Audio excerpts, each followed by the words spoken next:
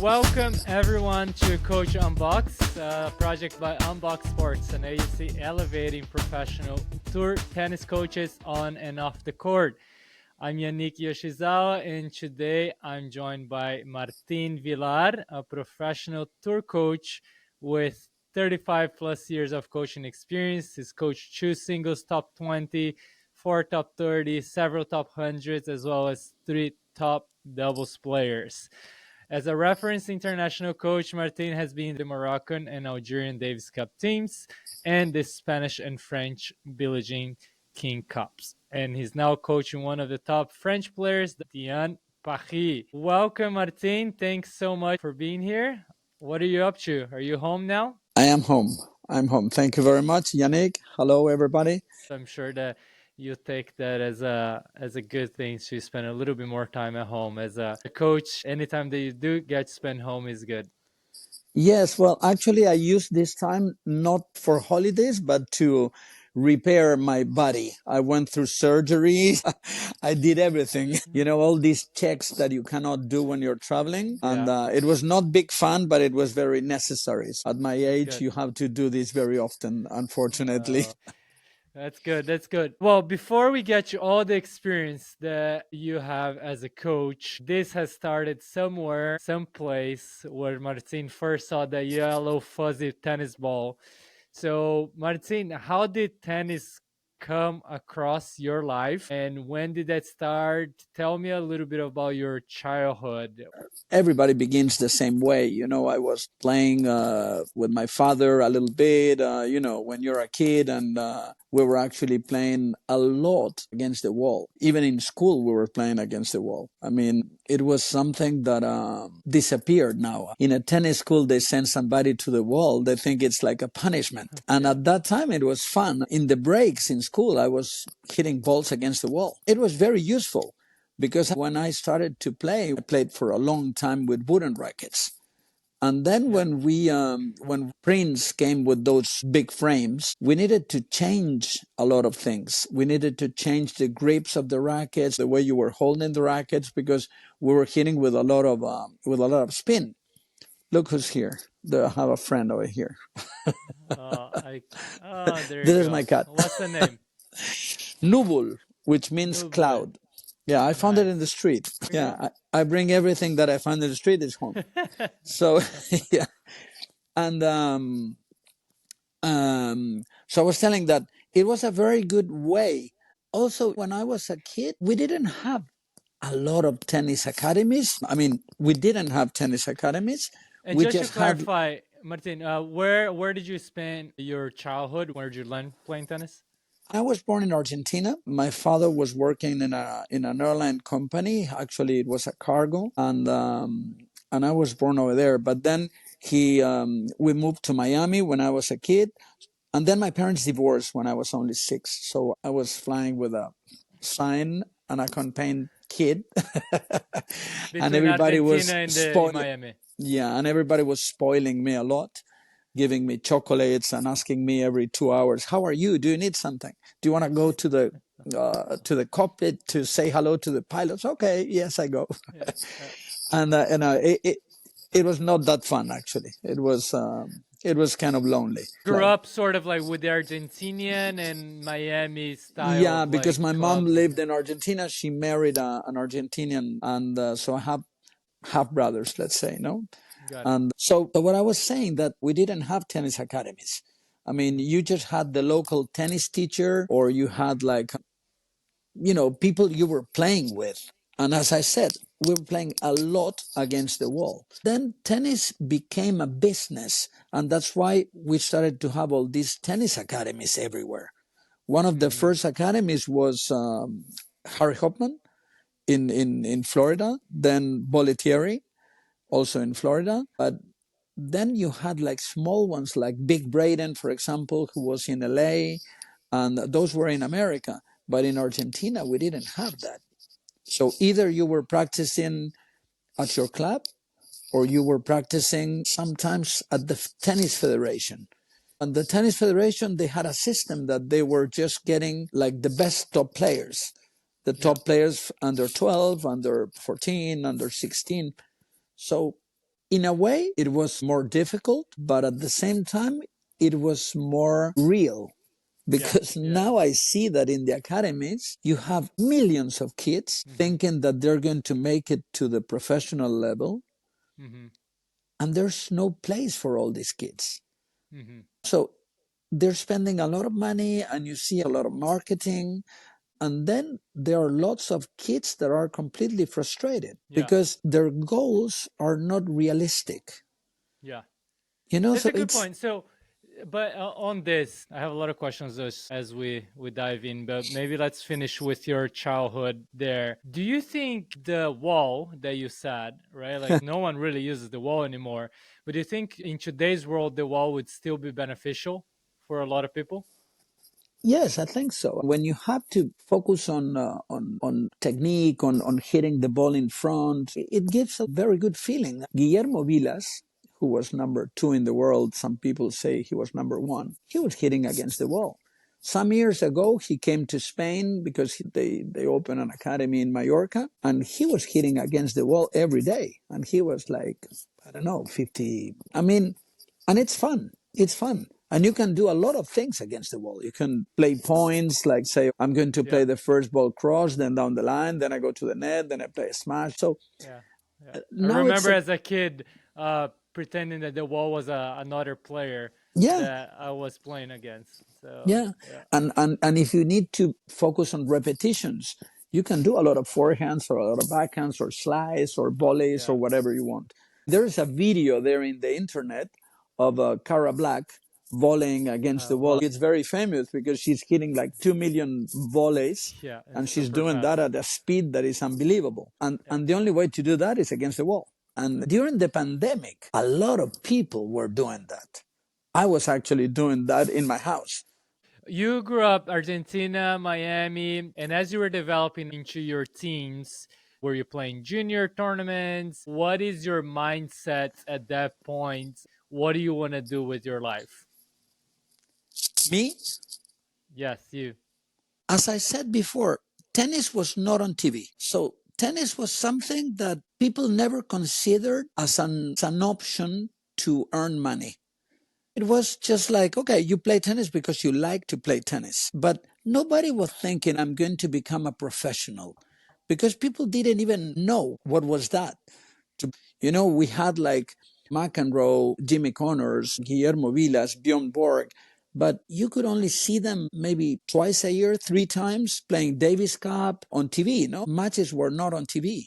So uh, tennis is popular now. A lot of people see tennis on TV, and this is also like tricky because on TV you don't see the speed of the ball, you don't see the weight of the ball, you don't see the Yeah. the spin they give to the ball. So a lot of people, and I talk to a lot of parents, they think it's 10 times easier than what it really is. And they don't see the players working in the gym when it's windy, or when it's really hot, or when it's cold.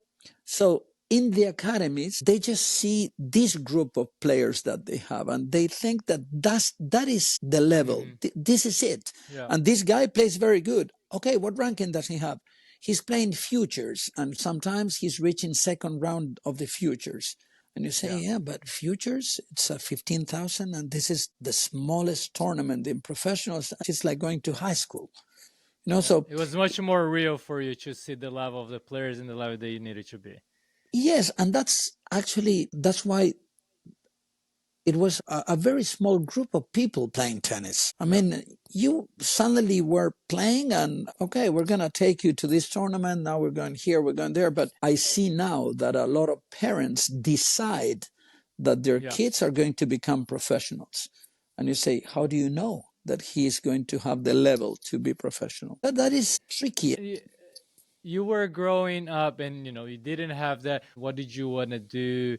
Did you have like, oh, I'm going to become a certain profession? I'm going to I become a wanted to be a pilot? pilot. Okay. Yeah, I Yes. wanted to be a pilot because of my father, but I never had the chance. I don't know. I was just doing things like without thinking very much. I was doing a lot of sport. It saved my life actually because I was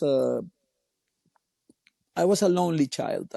my parents, they had their families with kids, and they were married, and I was like in the middle, something in between. Yeah. And I received a lot of attention from coaches, because that was the moment where I could feel important. I was fighting a lot, and people were appreciating that, and that was my family. Actually, that was the place where I was feeling home.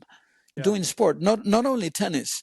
I was sailing a lot, and I sailed Optimist. I don't know if you know Optimist, Snipe, a lot of things. And I also played rugby. Okay. And it was different seasons. The rugby and tennis was a different season, and then sailing was there in the middle. So I was carrying a bag like this with everything. I had rackets, I have rugby shoes, I have everything inside. So I was like ready to do whatever I need to do. And That's awesome. it was fun. And how does tennis become more of a prevalent sport in your life? If I tell you the truth, just because I needed to earn money. And sailing and rugby was completely amateur. So I could not make a coin out of that.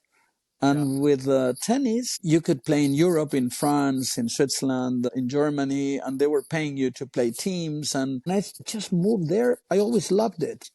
And suddenly I started to make a living out of it. So your next step, you're like, I'm gonna go to Europe, because to this day there is a lot of club where they pay you to play for the club and whatnot, and so that's what you did at that point. How old were you when you moved to Europe? Well, I moved officially to Europe when I was 19. I came to Switzerland and I stayed in Europe forever. I'm 60 now and I'm still here. But I started to come before, just because there were also tournaments for money. Those famous money tournaments in France, and so the summers, it was nice to come here. It was not really making a lot of money, but it was fun. And it was like an experience. You could pay everything. You could pay the hotel. And we were coming, a group of people. We were all meeting over here. That was really fun. Yeah. Well, what did your parents think? Were they like, yeah, get out of the house? Or were they like, what are you doing when you were 19? You're like, I'm moving to Europe. No, not really. Not really. I can't say they didn't care, but I started to live alone from a very, very young age. I was living alone for a long time, long time. So I was in charge of my things. I'm not saying that they were terrible or they were bad, but they were busy with their own things. Maybe it was also my personality, because once talking to my mom, they both passed away last year. I never had a very close relationship with them, but I loved them, of course. And they were both very interesting, but I never had that feeling of, hey, these are my parents. They were like people that I knew, that they were close to me, but actually not very close. I was only talking to them. So that made you independent very early in your life. Oh, but it was tough. It was very tough. A lot of times you needed to ask for advice. And that's why I said that my family was more in sport. So coaches and people around me in sport, they were helping me. Those were my examples, let's say. Yeah. And so at 19, you start moving to Europe, you start playing club matches, and you needed to make a living out of something. Were you also coaching tennis on the side or not at that point? No, at that time I played a lot for a long time. I was living in Switzerland because I met a girl there, and I stayed in Montreux. So then to stay over there, I needed to have my student visa. So I got my student visa. I went to university. I learned French. And then I was playing a lot in Europe. I was playing in France. I was playing in Germany. Not only teams, but these money tournaments. And I started to make a living out of that. And then I started to sometimes help as a sparring partner for some good players. I had a pretty good level. I was, I don't know if you know the rankings in France or whatever. So I had a good level.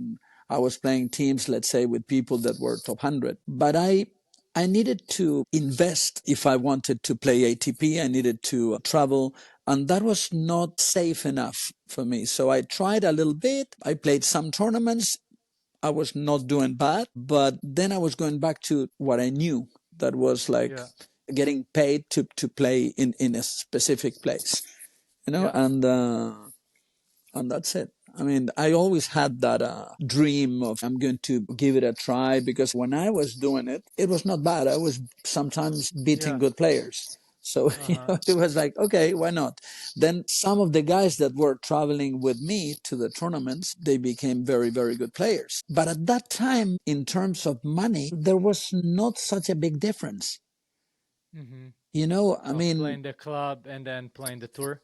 yeah, I mean, I had very good friends that were between 60 and 80 ATP, and they were making less money than me, Yeah. and unless they were top 30 or top 25, then there was a huge difference.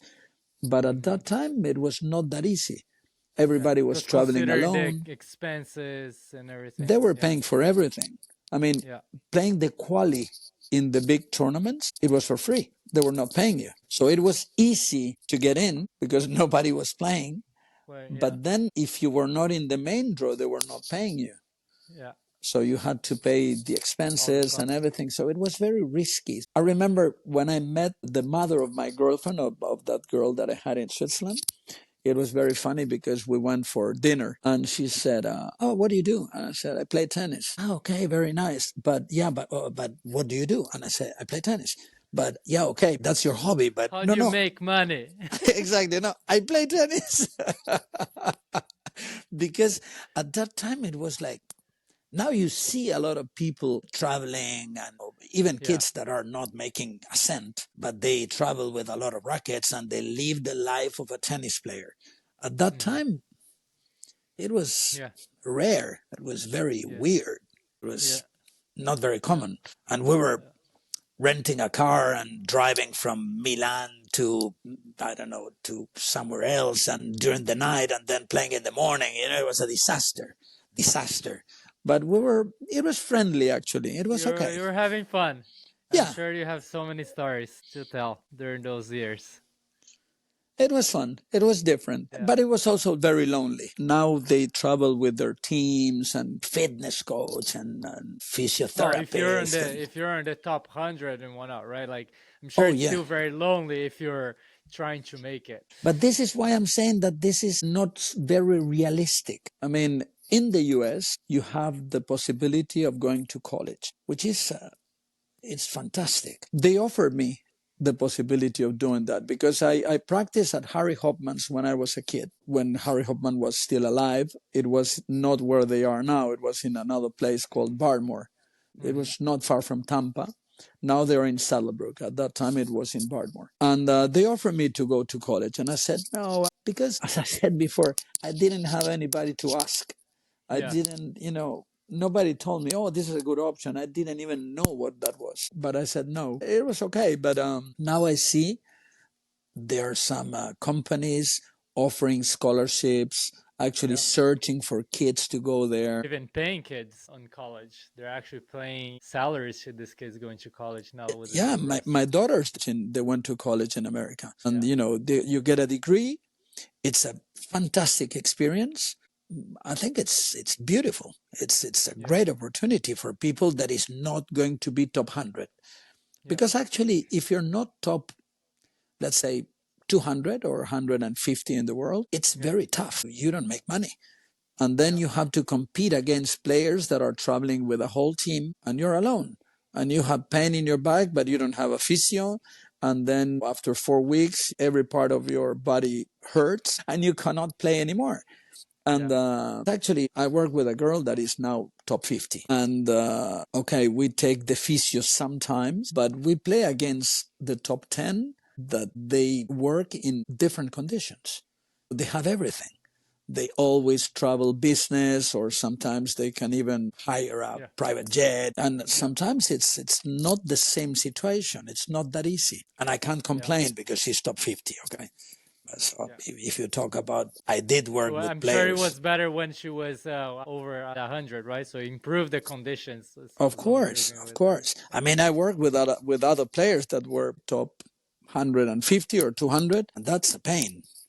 And Yeah. sometimes I worked with other players that were top 30, and after the injury, they went to 700, and we went back Yeah. to play small tournaments, and it was I really see. difficult.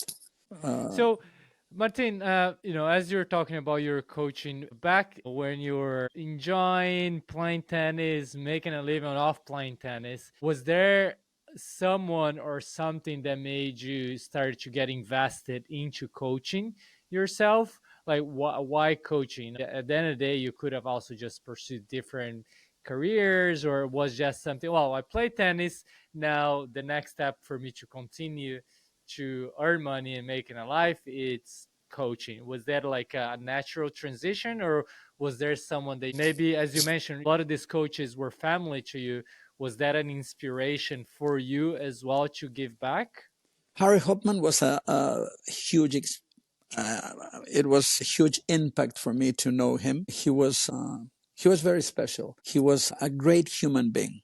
He was a good coach, of course, an excellent coach, but not only him, also his wife. They were really taking care of you. You know, they were very close to you. They were talking to you, putting a lot of attention on listening to you, on what you had to say about how you were feeling, how was your relationship with your parents. They could read your mood. And this is one of the things that really inspired me. I still try to do this because, tennis is a battle and it's a mental game. At a certain level, everybody can hit the ball. Everybody is very strong physically. So I believe that you have to be really strong mentally to be able to compete. And you have to enjoy the battle. I remember I had the chance to talk a lot, to meet and to hit with Martina Navratilova. And she was talking about loving the battle. And she was always saying, you have to learn to love the battle and to feel comfortable in that situation under pressure. Technique is very important. But now I believe that the most important thing is to feel very strong mentally. And one thing that is going to help you is to feel very, very fit, very strong physically. But as I said, everybody can hit the ball. But then you have to decide what to do with the ball every time the ball comes to you. I remember because I had the chance to also try with Nick Bollettieri. And the big difference between these two academies was that Nick was very good, also a very good coach, but he was much more into intensity. I'm not going to say that you were like a soldier, but it was really tough and you were really like a machine. You know, Harry Hopman, it was more like adapting tennis to every individual, to every different personality. And that was really nice. And this is what I try to do now with my players, because I believe that some are fast, some are strong, some are aggressive, some are less aggressive, some are insecure, some are tall, some are short. You know, especially now that I'm a little older, I learned that I have to listen a lot instead of talking a lot. Now the players, they have a lot to say because actually they play and they're alone on the court. You can help them a little bit, but they have to be able to make decisions all the time. And sometimes make mistakes also, big mistakes, and lose. So you have that experience and you get inspired, you go and you play in Europe. How was that transition into actually coaching? Did you have in mind, oh, I'm going to coach at an academy or at a club and pursue that life? Or did you want to go on the tour and coach professional tennis players? I always loved competition, of course. My girlfriend, when we were in Switzerland, she was studying hotel management. And I was sick of the bad weather because I was used to Miami. And then suddenly I was in Switzerland and it was gray, it was snowing, and it was raining, and it was cold. So her family was in Germany, but I was sick of not seeing the blue sky. So once, that was Easter holidays, she said, okay, let's go to visit my family. So I said, okay. We went to Germany and it was snowing and raining and it was horrible. So I said, listen, I'm going to go to the south. I want to see some blue sky. I go with you to Germany for 3 days and then let me go. And I went to Spain and I just drove straight and I arrived to Costa Brava, which is like 1 hour north from Barcelona. And the sky was so blue. The sea was fantastic. And I started to take a look and see things, possibilities. And just by coincidence, like everything in life, I arrived into a hotel, a 5-star hotel that was beautiful. I just go there to see the hotel. And there was a garden. And I arrived and my car had Swiss plates. So I arrived there, I parked, and I get down. And there's a man who comes to me and says, "Oh, you're Swiss." I said, "No, no, I'm not Swiss, but I live there. I studied in Switzerland." "Oh, really?" "Yes, I studied in Switzerland." "Well, I'm actually the director of this hotel." "Oh, really?" "Yeah, and where did you study?" And he did study at the same school that my girlfriend was studying. So I told him, and "Oh, great. Oh, what are you doing?" And my girlfriend, in the summer, she needed to work for 3 months and she needed to find a place. So this guy offered me the possibility of going there with my girlfriend. So I said, "Okay, that's fantastic." So I went back to Switzerland. I told her, and in the summer we came to Spain just for that practice. It was like a stage, they were calling it. Yeah. And I came with her, and I was, of course, like every tennis maniac, I was looking for people to play with.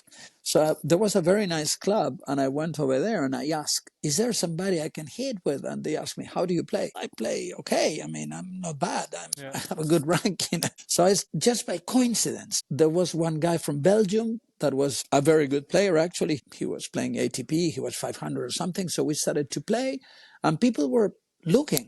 They were coming to watch. So I went to the locker room one day and I took a shower, and the man next to me said, "Oh, you're Martin?" And I said, "Yes." I said, "Oh, I'm the president of the club.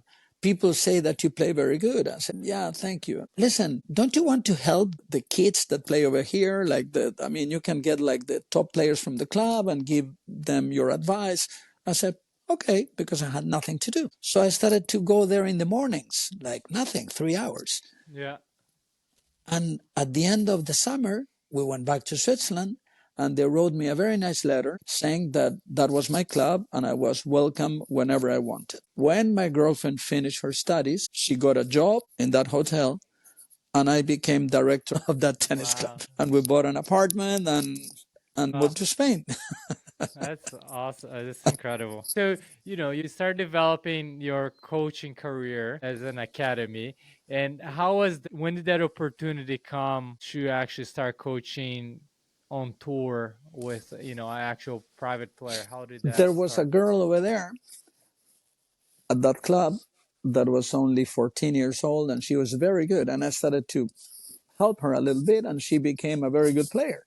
And then, as I was going to the tournaments with her, I met some other girls that asked me also if I could help them, and I started to work with some Spanish players. One was Gala Leon; she was 27 in the world. I just arrived here, and very soon, actually, I went into the world of tennis, because actually the real world of tennis is very small, and we recognize each other. I mean, as I said, now there are millions of academies and millions of coaches and millions of Yeah. kids hitting. But before, it was different. It was just a small group of people, and we were a little bit more romantic, like more in love with the sport. It was Yeah. not only about money. When I started to work, I didn't ask, "How much are you going to pay me?" Hmm. I just wanted to do it. I Yeah. actually didn't care. Yeah. I'm not saying that you have to do it for free, because I mean, you have to eat and you have to pay your rent. Yeah. But even now, I'm 60. I love it. I love being on court. I love going to the tournaments and watching my players in the competition. I don't like the atmosphere, that was created now, because now I believe that there's a lot of people that only wants the money. They only want the money, Yeah. and they forget about the game in itself. Yeah. But this is what I love. I love the game in itself. I love the competition. I love the sport. It's my life, actually. This is what I said from the beginning. It was my family. It was my lifesaver. Yeah. And the coincidence and being the right time in the right place has guided you to where you were then and to where you are today. And as a coach, how has been this journey from when you started there on the pro and now you've been with so many different players? What are the things that you feel that you have evolved, that you are different than you were 25 years ago? Are there things that you can say, well, I am a different coach today because A, B, and C, or not? At that time, I thought I was very good. Now I know I'm just very average. The thing is that when you're young, you're a little bit more arrogant, let's say. Also, you have a lot of energy and you have a lot of push. Now I listen more. I try to discover how the player feels or see things. I'm not trying to impose the way I see things. I'm trying to understand. So that's why I pay a lot of attention. I always did, but in a different way. I pay a lot of attention to the individual, the personality of the player. And I also try to make them understand that they can get confused very easily with these things, because I saw a lot of players that when they stop playing, they get really depressed. This is your passion, this is your life, and this is your job. So being a professional is, and you're still playing, but now you work as a tennis player. It's very demanding. It's asking for a lot of effort, and a lot of them, they get a little confused and they think that this is going to last forever. I'm famous, people is asking me for pictures, and the day this is not like that anymore because their ranking is not there, they feel miserable. So they have to understand that this is a very important part of their lives, but in my opinion there is time to do something at the side. Yeah. Because we have a lot of time in the tournaments. Of course, they're focused and they have to warm up and eat and get ready for the match. But I push them to read a little bit, to, for example, a girl that I like very much, that is an Italian girl called Cocciaretto. She's studying at the university. She's going to become a lawyer. And this is something that I really admire and something that I agree. And we talk about it. And I said, okay, but you're studying online. No, no, no. I'm going to the university because these make me feel a little bit more normal and down to earth. And when she's in Italy, she goes to university to go and pass her exams, which is something that I believe is beautiful. Of course, it's a big effort. Yeah. And maybe instead of 6 years, it's going to be like maybe 10. But it's okay. It's just like doing something at the side, because these kids are very young and sometimes they lose track of what they're doing. A normal kid, a normal 22-year-old kid, does not travel business class. They cannot go to 5-star hotels. And sometimes they're complaining about stupid things like breakfast at the hotel, they don't have watermelon. I said, listen, wait a minute. Don't forget that you are in a real good situation. People of your age now is going to university. To find a job is something really complicated. Yeah. They earn very little money. They don't have the car you drive. They don't have a lot of possibilities. Sometimes they forget about this. And you see that they're not happy. And, we're traveling all day. It's very lonely. Yes, it's tough. But come on, you don't have the right to complain, because this woman here works 12 hours a day and she doesn't have money to go to the dentist. So be realistic and be fair. You're very lucky. It's a privilege to suffer all this pressure. So if you don't like it, go and work in a restaurant or do something else. So I believe that having something at the side that makes you be more in touch with reality is very helpful, because they don't get so frustrated on the tennis court. Yes, it makes them realize how, grateful, and also just empathy to the other people, for sure. So, you've worked with so many players across the tour. Has there been something on the reason also why you have worked mainly on the WTA tour? It just happened because you started there and it just kept going because of mouth to mouth. He's a great coach. You just feel better connection to help and improve players. No, that I started to have a little bit more success with girls, but then I had my own academy for many years. I believe like maybe 8 years, and I only had boys. I only had one girl that was top 90, but she was not traveling with me. She was just coming to practice and traveling with her boyfriend. But we had a group of boys, actually. We had like 14 players, and they were all top 300. And I was in charge of one guy because they contacted me from the ITF. There is a branch called Aid Olympique. So it was like Olympic help for countries that don't have history, for example, in tennis. So they sent me this guy from Algeria who was number one in Africa, and he was 16 years old. He was 15 when he came. And his name was Lamin Wahab. And he was a real talent. And I worked with him for 6 years and a half, until he was number 3 in the world in juniors. reached the final in Wimbledon, and then he reached an ATP ranking of 114, I think, or 112. And so I work with boys a lot. But and I had all these guys, and I really enjoy that. But I don't know why I had more feeling with the girls. Maybe I'm more feminine, or I understand like the feminine side a little better. This is one thing that boys, they just play tennis. We are more simple. We are maybe less intelligent. I don't know.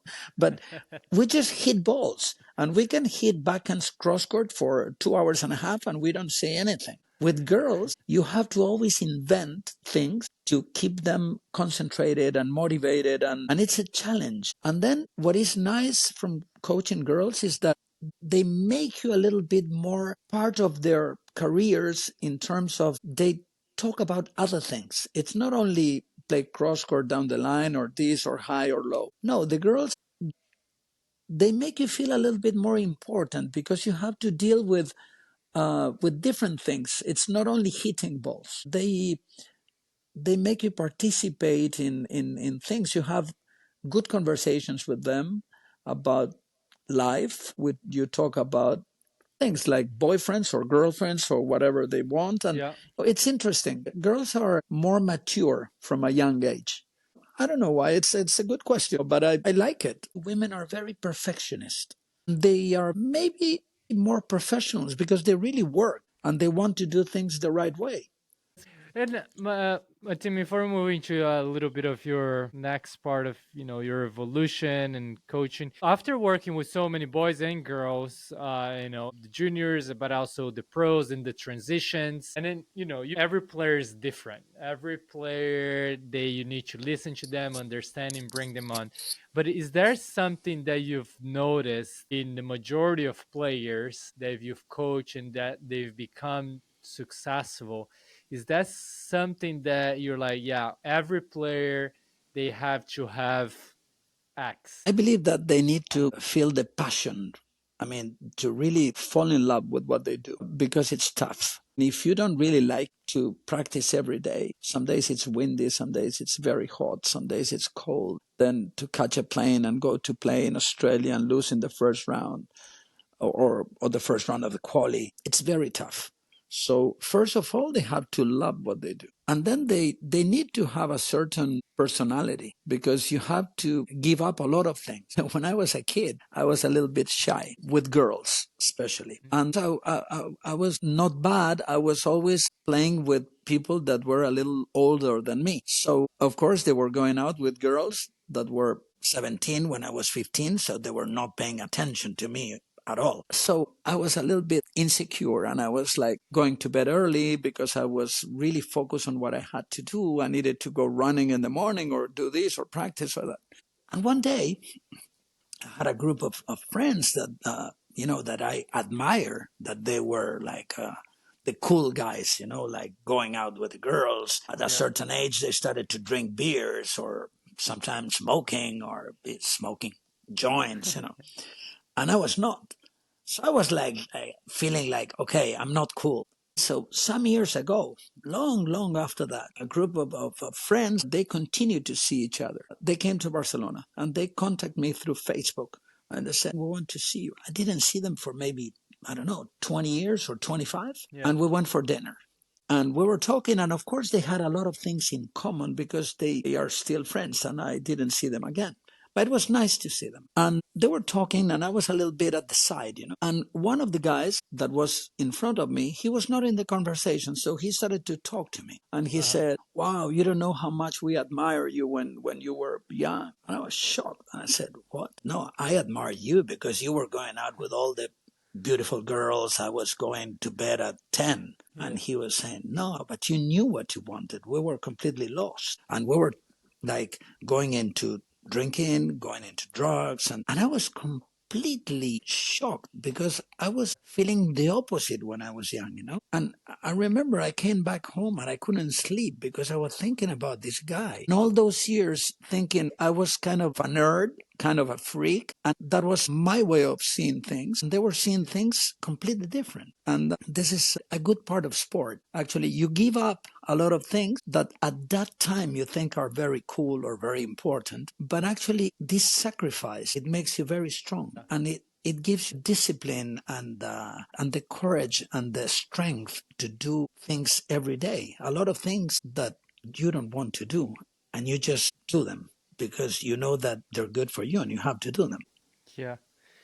Yeah. Wow, that's an amazing story. And Martina, one thing that relates also with relationships, you are a polyglot. You speak English, French, Italian, and of course Spanish and Catalan. Number one, did you learn all these languages just by experiencing living into different places and having to figure it out, but also working with so many different players and coaches? Do you think that ability to speak their language also just makes them more comfortable? So how did you get to that point, learning so many languages? And do you think that's a big difference for you when it comes to this sport? It helps a lot. Actually, it helps a lot. But I have to say that I speak a lot of languages. But one thing is the language in itself and the meaning of every word. And I have the chance to speak quite good these languages that I speak. I have a very good level. But a lot of times, the way they express things, for example, it's not the same thing. You can speak English with a French person, with an Italian person, or a German person. They use the same word, but they don't mean the same thing. Yeah.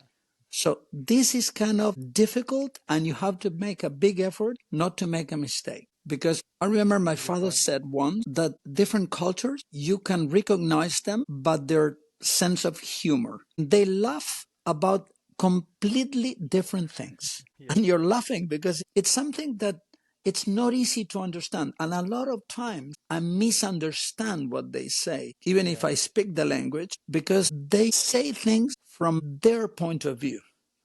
Yeah. We were saying about Belgium. The Belgium girl that I worked with, she was from an Ukrainian family. So actually, the Belgian people were misunderstanding her. That's why I learned to listen a lot, because they don't mean the same thing. Russians, they sound very aggressive when they talk because they don't talk a lot. They just say what they think. But that's their way to express. And it's not that they're angry or they're aggressive. That's just the way they see it. A lot of times when I was with Russian players, I was saying, I don't understand that you talk to somebody for 1 hour and a half, and the next day you don't even say hello. And that makes me feel very uncomfortable. And she was saying, we talked for 1 hour and a half yesterday. I have nothing to say today. Yeah, but you can say hello. And they were saying, what for? So in a way, it's not that they have bad manners. It's that they think like that. Yeah. I won't take it personal anymore whenever someone doesn't say hey to me. This is one of the differences. When I was young, I was taking it personal, like, why this guy is not saying hello? But that's the way they are. Americans, they're completely different in their way of thinking, their values, and they're good people when you get to know them. But at the beginning, they're very distant. We Spanish people, Italians, we're very friendly. We are very close to people. We touch each other. We hug each other. We kiss each other. In Switzerland, when you say hello, you kiss 3 times. So you go to a party where there are 40 people and you have to The party's over by the time. for 1 hour and a half. And then they're really distant.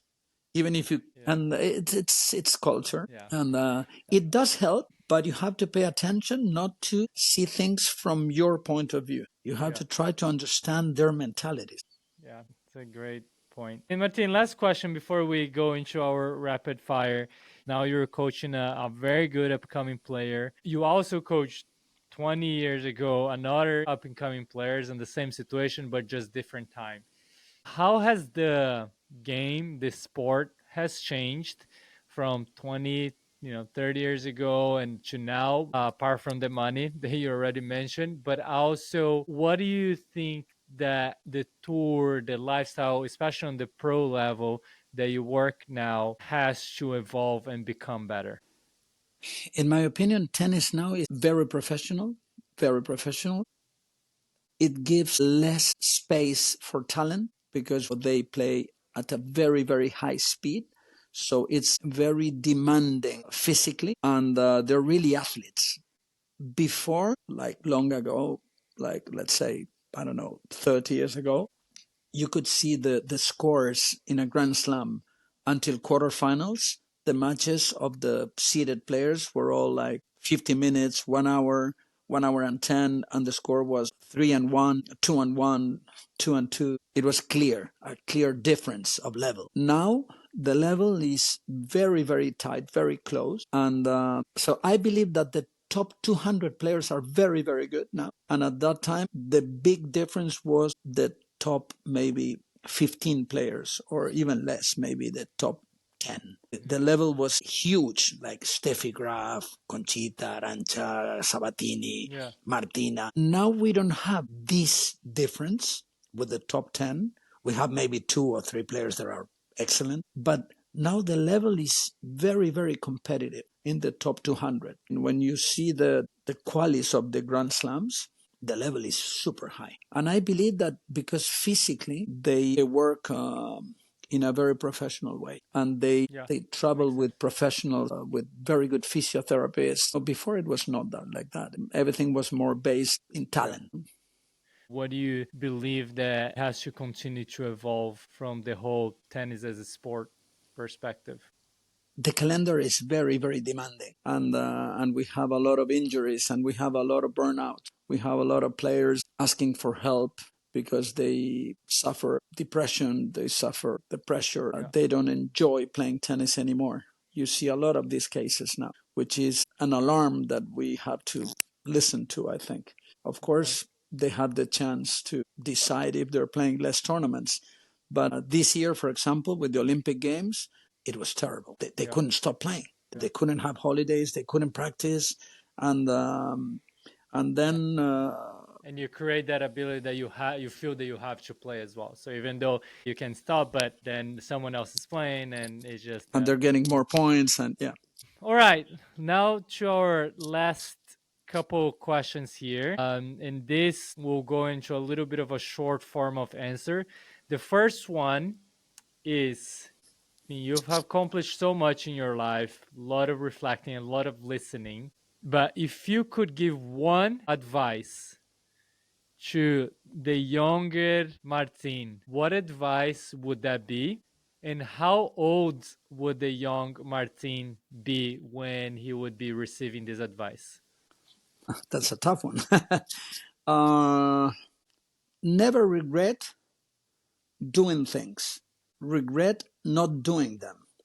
Say things. Do what you want to do. Don't be afraid of making mistakes. Just That's awesome. do it with no limit.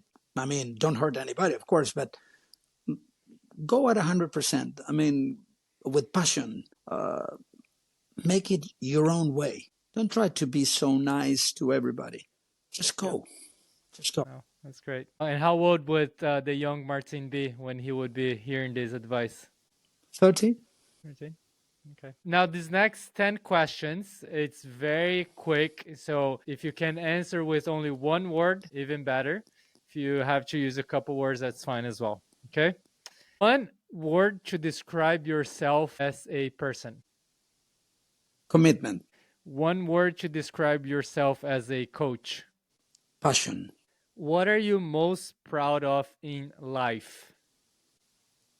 Being a good person. What are you most proud of in tennis? Honesty. What's your current dream? To be loved. What do you consider yourself an advocate for? I like to help people to reach their dreams. Who is an athlete or coach you look up to? A coach, I like Bielsa, the Argentinian football. I like the coach from Real Madrid also, Ancelotti. And then as an athlete, I like Roger Federer. Good. Okay. What is one sport or team you keep up with?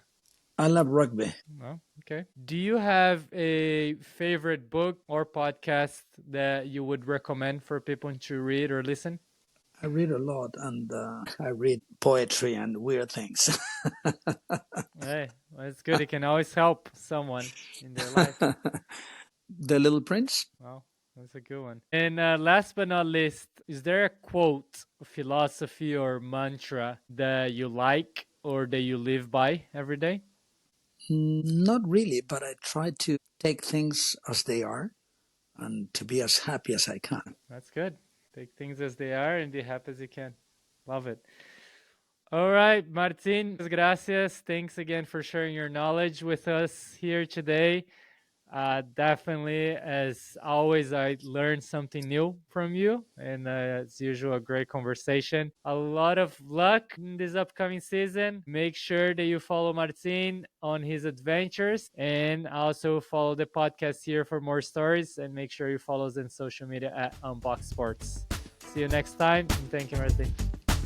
Thank you very much, Yannick. It was very nice talking to you, and thank you, everybody. I hope I was not too boring, and that it was not too long. Hope to see you again soon. Thank you.